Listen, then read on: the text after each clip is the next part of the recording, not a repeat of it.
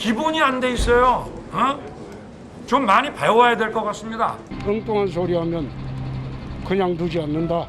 윤석열 전 검찰총장과 국민의힘 쪽 대응은 사건 초기부터 너무나 억지스럽고 천연덕스러워서 오히려 코미디 같다는 느낌마저 듭니다. 이런 괴문서를 가지고 이게 도무지 검사가 작성했다고 저는 상식적으로 납득이 가지 않고, 대검 감찰부는 고발장 초안을 작성한 것으로 추정되는 검사를 특정했다는 보도도 나오고 있습니다. 고발 사주를 했으면 고발이 왜 안 됐습니까? 자신에게 불리하면 공작이다라고 규정하는 태도 역시 비상식적입니다.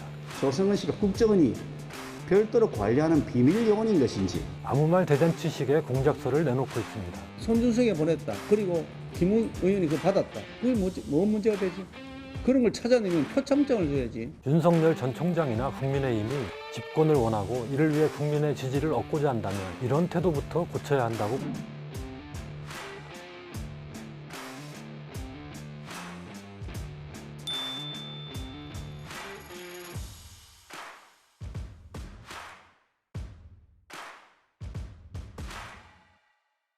안녕하십니까. 논설의 박용현입니다. 검찰이 총선을 앞두고 여권 인사들에 대한 고발장을 야당에 전달해 고발을 사주했다는 의혹은 실로 심각한 사안입니다. 검찰총장 부인의 주가 조작 연루 의혹 등을 보도한 언론인까지 고발 사주 대상에 포함됐습니다. 검찰의 정치 개입, 검찰 조직 사유화, 언론에 대한 보복 수사 등이 한데 엉킨 헌정문란, 검찰농단 의혹입니다. 지난 2일 언론의 첫 보도가 나오자 김호수 검찰총장의 지시로 대검찰청 감찰부가 즉각 진상조사에 착수했습니다. 그만큼 의혹이 중차대하고 개연성도 있다는 것입니다. 고위공직자범죄수사처도 지난 10일 윤석열 전 검찰총장 등을 피의자로 입건하고 본격 수사에 나섰습니다. 서울중앙지검도 15일 관련 수사에 착수했습니다. 그런데 사안의 심각성에도 불구하고 윤석열 전 검찰총장과 국민의힘 쪽 대응은 사건 초기부터 너무나 억지스럽고 천연덕스러워서 오히려 코미디 같다는 느낌마저 듭니다. 저는 이게 처음부터 공작이라고 얘기를 했고, 제가 제대로 준비해서 공작을 하라고 한 얘기는 뭐냐면, 정치 공작이 벌어졌을 때 누가 손해를 보고 누가 정치적으로 이득을 봅니까? 기본이 안 돼 있어요. 시종일관 정치 공작이라고 강변하는데 분명한 근거도 명확한 논리도 없이 정치 공작이라는 단어만 되풀이하고 있습니다. 조선일보를 비롯한 보수 언론들도 무비판적으로 이런 주장을 전달하고 있습니다. 사안의 중대성을 감안하면 그래서는 안 된다고 생각합니다. 정치 공작이라고 주장할 만한 실체적, 논리적 근거가 있는지 따져봐야 합니다. 정치 공작이라는 안개 같은 용어들로 숨는 것은 진실을 밝히는데도 올바른 여론 형성에도 바람직하지 않기 때문입니다. 그럼 사건 흐름과 함께 하나씩 따져보겠습니다. 먼저 공작의 사전적 의미부터 보겠습니다. 표준 국어대사전에서 공작은 어떤 목적을 위하여 미리 이를 꾸밈이라고 풀이되어 있습니다. 고발 사주 의혹이 여권의 정치 공작이라고 하면 사전적 의미상 가장 먼저 떠올릴 수 있는 시나리오는 지난해 4월 총선을 앞두고 검찰에서 국민의힘으로 고발장이 전달되도록 여권이 이를 꾸몄다는 것입니다. 여권이 윤석열 당시 검찰총장의 눈과 귀라고 불리는 손준성 대검 수사정보정책관과 김웅 국민의힘 국회의원 후보를 끌어들여 공작을 했다는 말이 되는데, 이것이 가능하지 않다는 것은 삼척동자도 알지 않을까요? 이런 의미로 정치 공작이라고 주장한다면 일고의 가치도 없을 것입니다. 사건 초기에 나온 또 다른 황당한 대응은 고발을 사주했다면 왜 고발이 안 됐냐라며 고발 사주가 없었다고 주장한 윤 전 총장의 3일 발언입니다. 고발 사주를 했으면 고발이 왜 안 됐습니까? 그런 거를 사주한다는 자체가 상식에 안 맞는 것이죠. 비유하자면 뇌물을 줬어도 청탁한 일이 성사되지 않았으면 뇌물을 준 사실 자체가 존재하지 않는다는 식입니다. 뇌물을 준 것만으로도 범죄가 성립한다는 건 상식입니다. 게다가 국민의힘으로 전달된 고발장 중 일부는 이후 실제로 국민의힘에 의해 고발이 이루어졌습니다. 더 이상 언급할 가치도 없는 논리입니다. 윤석열 캠프 종합상황실 총괄실장인 국민의힘 장제원 의원은 같은 날 윤 후보가 진짜 야당의 고발이 필요했다고 하면 김웅 의원은 그 당시에 의원도 아니었습니다. 근데 그분에게 그 고발장을 전달할 바보가 있습니까? 윤 후보와 정점식 의원은 가장 가깝습니다. 그분에게 전달해가지고 바로 고발하는 게 맞지, 왜 건너서 이런 짓을 하죠? 나름 정치 공작설의 근거라고 제시한 논리인데요. 이 역시 고발장을 김웅 의원에게도 전달하고 동시에 정점식 의원에게도 전달했을 가능성이 존재한다는 점에서 논리적 허점은 여전합니다. 그리고 공교롭게도 김웅 의원에게 전달된 것과 판박이인 고발장이 다른 경로로 정점식 의원에게 전해졌고 이것이 실제 고발에 활용된 것으로 드러났습니다. 정점식 의원에게 고발장이 전달된 경로는 수사를 통해 밝혀져야 할 것입니다.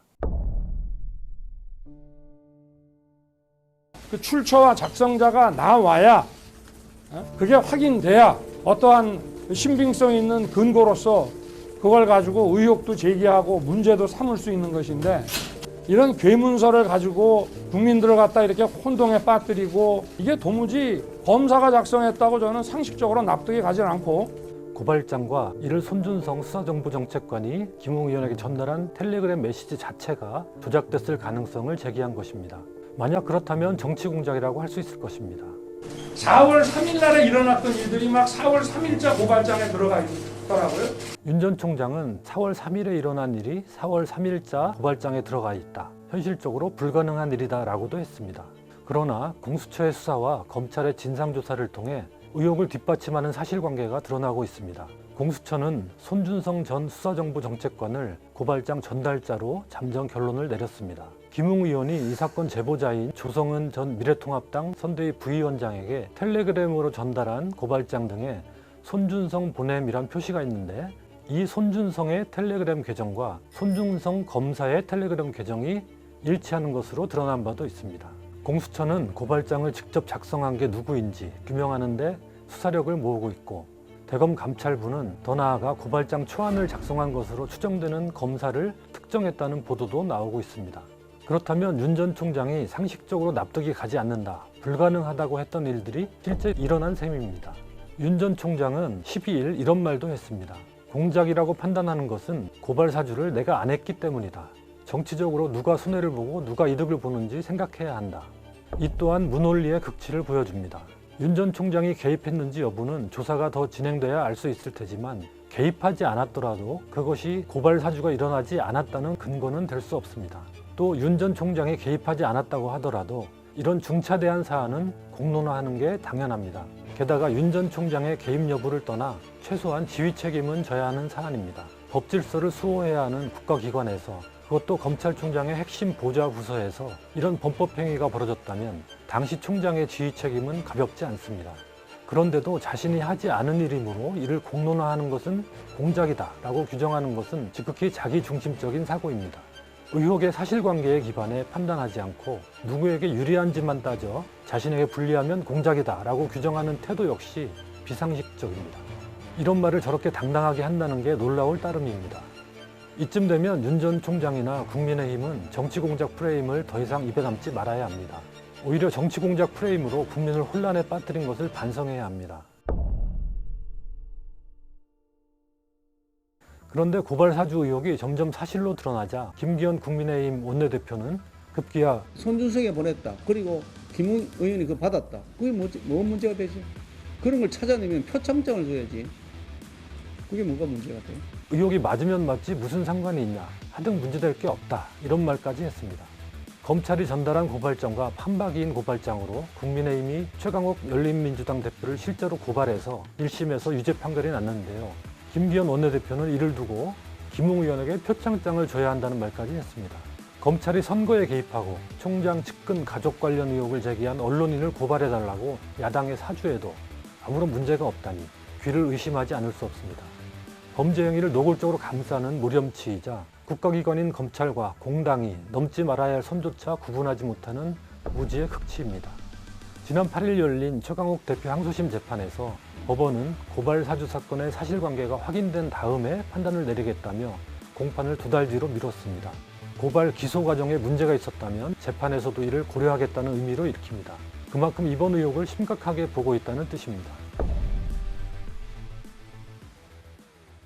국민의힘과 윤 전 총장은 이제 사안의 본질인 고발 사주에서 비껴나 제보자인 조성은 씨와 박지원 국정원장의 만남에 정치공작 프레임을 씌우는 데 집중하고 있습니다. 박지원 게이트라며 목소리를 높이고 있습니다. 하지만 앞서 살펴봤듯이 이번 의혹의 몸체를 이루는 지난해 4월 고발 사주 과정에 박지원 원장이 끼어들 여지는 없습니다. 또 언론에 제보된 내용이 국정원의 사찰을 통해 얻은 정보에 바탕을 둔 것이라면 공작이라고 할 수 있겠지만 이번 제보는 제보자 조성은 씨가 직접 경험한 일을 바탕으로 한 것입니다. 박지원 원장이 제보자와 만난 것은 이미 제보가 이루어진 7월 21일 이후인 8월 11일이었습니다. 보도는 9월 2일 나왔습니다. 만약 박지원 원장이 이 사건에 개입한 게 사실이라면 제보자에게 제보에 대한 사후적 조언을 하는 정도였을 것입니다. 조성은 씨가 언론 인터뷰에서 사실 이 9월 2일이라는 날짜는 뭐 우리 원장님이나 저가 원했던 거나 저가 배려받아서 상의했던 날짜가 아니거든요. 그러나 박지원 원장과 조성은 씨 모두 당시 만남에서 고발사주 사건 관련 대화는 없었다고 부인하고 있습니다. 물론 국정원장이 정치인과 관련된 의혹 보도에 훈수를 뒀다면 그것은 매우 부적절한 행위입니다. 이 또한 철저한 진상규명이 필요한 일입니다. 하지만 이 문제는 고발사주 의혹과 별개로 다뤄야 할 사안입니다. 고발사주 의혹의 몸통인 사실관계에 아무런 영향을 미치지 않는 사안이기 때문입니다. 이를 고발사주 의혹을 가리기 위한 수단으로 이용해서는 더더욱 안 됩니다. 그런데도 윤석열 전 총장과 국민의힘은 어떻게든 두 사안을 엮어보려고 박지원 원장과 조성은 씨가 만나는 자리에 특정 대선 캠프 소속 인사가 동석했다는 등 엉뚱한 소리하면 그냥 두지 않는다. 비열하고 치사하게 그게 뭐요? 그 자리에 누가 있었다 하니 신원을 밝혀달라고 한 것인데 의원이 무슨 퇴출까지 될 필요가 있겠습니까? 조성은 씨가 국정원 비밀요원이 아니냐는 의문이 든다는 등 아무 말 대잔치식의 공작설을 내놓고 있습니다. 거듭 강조하지만 고발사주 의혹은 검찰의 정치 개입, 검찰총장의 조직 사유화라는 헌정문란, 검찰농단 사안입니다. 법치와 공정을 강조해왔고 헌법을 수호하는 대통령이 되겠다고 나선 전직 검찰총장이라면 이런 의혹이 제기됐을 때 진중한 자세로 대응했어야 한다고 봅니다. 최소한 이것이 얼마나 엄중한 사안인지에 대한 인식을 보여준 뒤 본인과 무관함을 밝히든지 했어야 한다는 말입니다. 윤 전 총장 말대로 전혀 몰랐던 사실이라면 지휘체계를 무시한 채 이런 일을 저지른 부하를 누구보다 앞장서 질책하고 단죄해야 하지 않겠습니까? 그러나 실제 대응 과정은 최소한의 논리와 상식마저 내던지고 정치 공작이라는 한마디에만 매달리는 형국입니다. 국민의힘도 마찬가지입니다. 이런 태도는 고발 사주라는 범죄 행위를 비호하는 것이나 마찬가지입니다. 제기된 의혹에 대응하는 태도에서도 정치인의 자질이 드러납니다. 진지하게 진상을 규명해야 할 중대한 사안을 무조건 정치 공작 프레임으로 몰아가는 막무가내식 태도를 보이는 사람들이 만약 국정을 이끈다면 어떤 일이 벌어지겠습니까? 일방통행, 강압, 구태 정치가 떠오릅니다. 검찰의 고발 사주와 같은 음험한 공작을 심각하게 받아들이지 않는 모습이야말로 공작 정치의 위험성을 우려하게 합니다. 윤석열 전 총장이나 국민의힘이 집권을 원하고 이를 위해 국민의 지지를 얻고자 한다면 이런 태도부터 고쳐야 한다고 봅니다.